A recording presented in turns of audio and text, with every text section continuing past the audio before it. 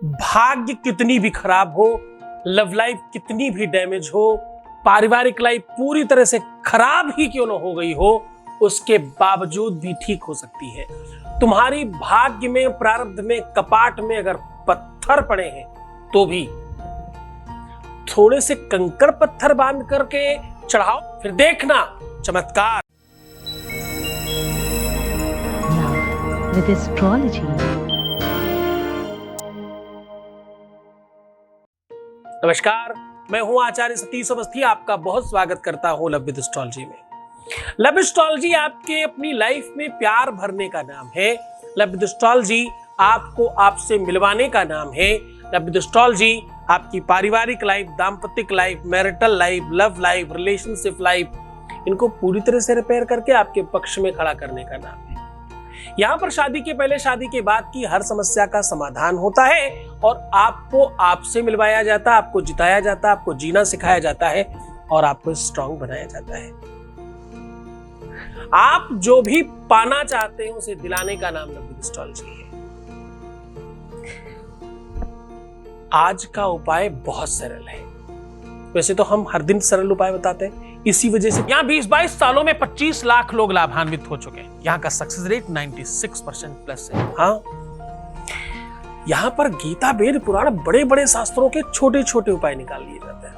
वो बड़ी बड़ी चीजें सरलता से आपके सामने रखी जाती है ताकि तुम कर सको सहज रूप में, सरल रूप में, है ना। आज का उपाय बहुत आनंददायक है। माते व रक्षति पिते वहिते नियुंते कांते वचा भ्रमयत् चपनी व खेदम कीर्तिश्च दक्ष विमलाम वितनोति लक्ष्मी और किम किम न साधयति कल्पलते व विद्या। हाँ, और एक बात ध्यान रखना, ये बात माताएं समझ पाएंगी, ये काम स्त्रियां समझ पाएंगी, ये बात लड़कियां समझ पाएंगी। लड़कियां सबसे ज्यादा सुख अपने मैके में महसूस करती हैं। कितना भी कम सुख हो, खान पान की अव्यवस्था कितनी भी हो, धन की आर्थिक कमी कितनी भी हो, उसके बावजूद भी जो मैके का सुख है वो दुनिया में कहीं सुख नहीं है। ऐसा स्त्रियों को, लड़कियों को, बच्चियों को लगता है। ये सत्य है, आप सब मेरी बात से सहमत होंगे। सत्य मानना, जो पत्थर दिल भी है, जिसके दिल में, दिमाग में पत्थर पड़े हुए हैं, सुख के माथे सिल पर है, बड़ी मान्यता है। कहते हैं स्नेह वो स्पेशल वस्तु है कि अगर पत्थर पर निरंतर स्नेह रूपी पानी की बूंद बार बार गिराई जाए तो अपना स्थान बना लेती है। पानी बड़ा कोमल है, पत्थर बहुत पाषाण यानी बहुत कठोर है, फिर भी वो अपना स्पर्श करके अपना स्थान बना लेता है। किसी भी झरने के आसपास जाकर के पहाड़ की गति देखना जरा, पानी को जगह दी होगी उसने, वो स्थान पानी ने अपना बनाया होगा, पत्थर ने अपना स्थान नहीं बनाया होगा। पानी तो उसे ओत करके निकल जाता है आगे, पत्थर वहीं के वहीं पड़ा होता है।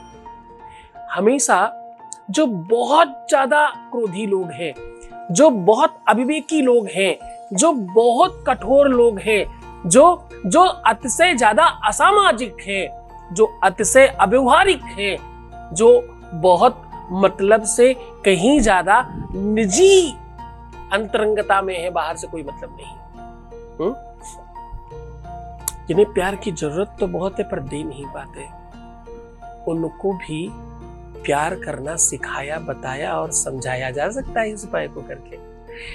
पूरे के पूरे विश्व में कहीं पर भी अगर प्रेम का अभाव है तो इस प्रयोग से प्रेम के प्रभाव में इसे परिणित किया जा सकता है। सामग्री में क्या चाहिए तुम्हें आज? छोटे से कंकड़ पत्थर, जैसे भी जहां में मिल जाए, वो आज आपके काम आने वाले हैं। जानिए पूरा विश्लेषण, उसके पहले एक अनुभव ले लेते हैं। Voice message please. गुरुजी प्रणाम। गुरुजी, आपसे जुड़े हुए मुझे 4-4.5 महीने हो गए और बहुत परेशानी में थी। मैं मेंटली भी बहुत डिस्टर्ब रहती थी, पर जब आपसे पूजा करवाई आपके वहाँ पे, तो 1 हफ्ते बाद से ही मेरे लाइफ में बहुत कुछ अच्छा होने लगा धीरे धीरे। और जिसके लिए मैंने पूजा करवाए थे गुरुजी, वो तो बहुत अच्छे हो गए हैं। थैंक यू सो मच गुरुजी। शायद थैंक यू बोलने से आपका एहसान कभी भी लाइफ में कभी भी मैं नहीं उतार पाऊंगी।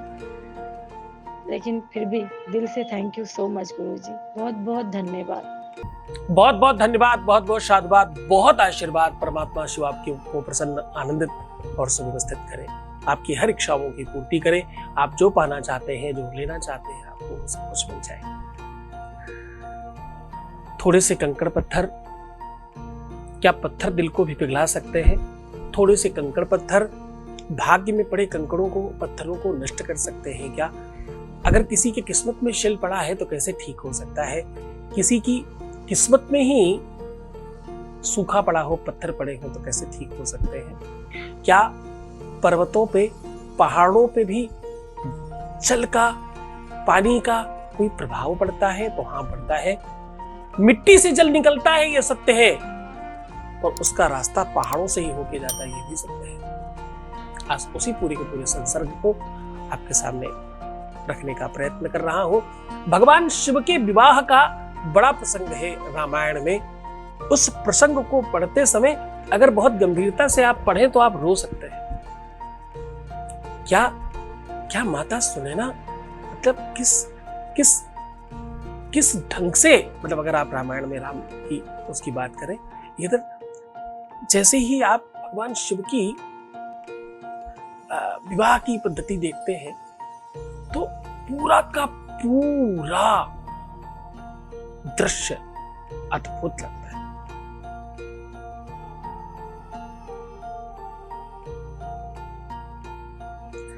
माँ कैसे समझाती है, पिता कैसे बात करता है, बेटी को क्या सिखाया जाए कि वो अपने पति के घर जाकर क्या करे। हाँ?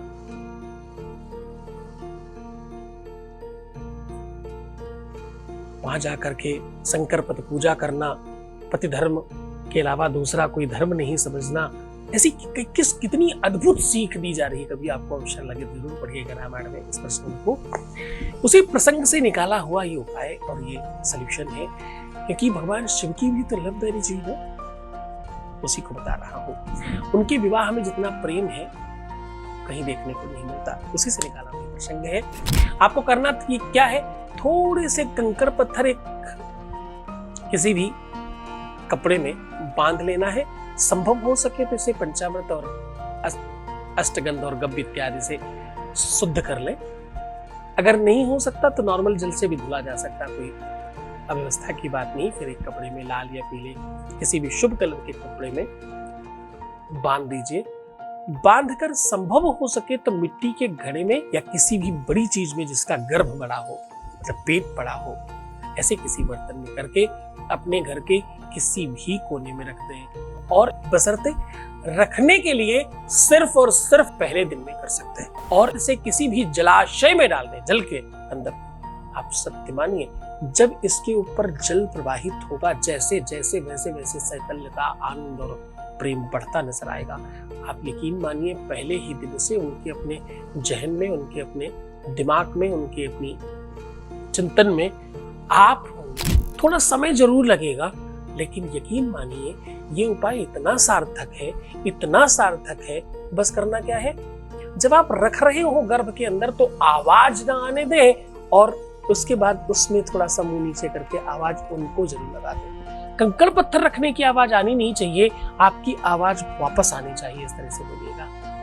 उसके बाद फिर आप देखिएगा कमाल, चमत्कार, अद्भुत संयोग। जब आप इसे जलाशय में डाल रहे हो तो आपको क्या करना है, आपको इसे बाहर निकाल कर डालना है, केवल कंकड़ पत्थर अंदर। कपड़ा और वो घड़ा अपने पास रखना है हमेशा के लिए, जब तक काम नहीं हो जाता तब तक। ये जिम्मेदारी है आपकी। और सत्य मानना, जब तक तब तक तो आपको कुछ याद ही नहीं करना पड़ेगा। ईश्वर ने चाहा तो 90% चांसेस है कि जिस दिन आप ये कंकड़ पत्थर रखेंगे उसके 24 घंटे में काम होना शुरू हो जाएगा, हो सकता हो ही जाए पूरा।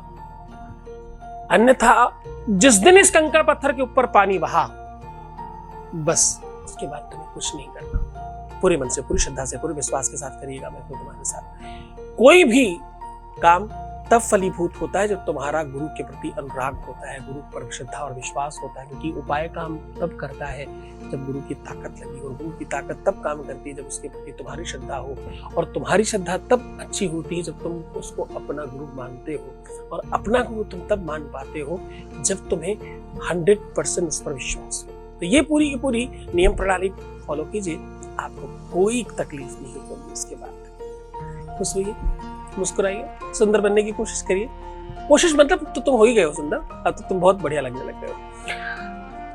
अच्छा, तुम्हें क्या लगता है, तुम हमसे बात करते हो, हम तुमसे बात नहीं करते? जिस समय तुम हमसे बात करते हो हम उस समय भी तुमसे बात करते हैं। हम सिर्फ 4 बजे तुम्हारे साथ थोड़ी होते हैं, हम तुम्हारे साथ 24/7 होते हैं। सिर्फ YouTube पर ही नहीं होते, हम उधर भी होते हैं तुम्हारे साथ।